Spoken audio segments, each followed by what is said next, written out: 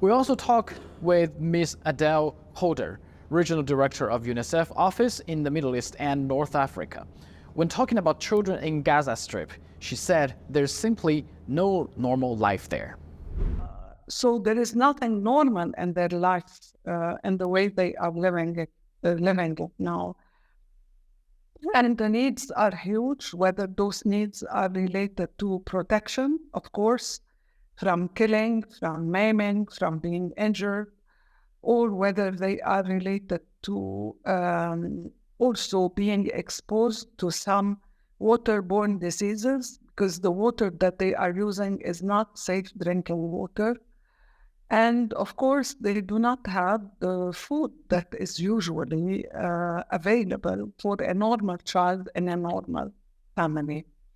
And in addition, of course, the children are totally traumatized from all the noises that they have been through, from the experiences. Many of them have seen their parents dead, or their other family members, or their friends.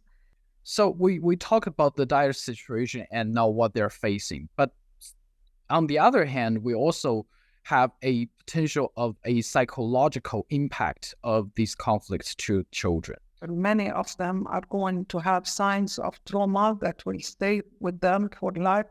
Post-traumatic stress disorders, many of them might become unable to maybe to speak.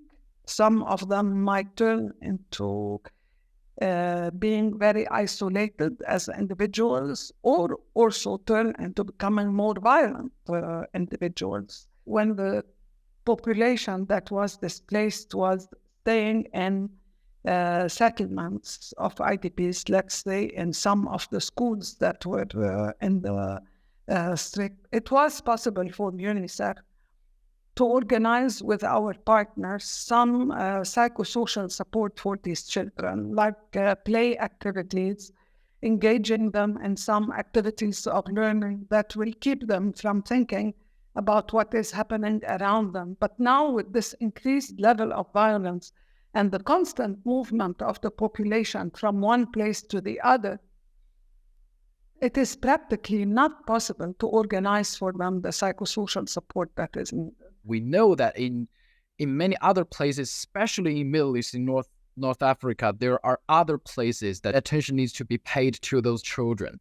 Can you tell us what are some of the other areas? Sudan has the highest number of children displaced in the world. And the world is not speaking enough about Sudan. And we should not forget those children. We have 4 million children displaced in Sudan.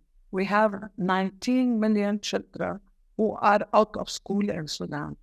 Ultimately, the question would be, is UNICEF in Middle East, in North Africa, capable of dealing with all those things simultaneously? It's a lot for any region to be able to handle, and for any organization. But I think that we are seriously lending our voice or speaking out on behalf of children. So we may not be able, of course, with our resources are not enough to reach every child.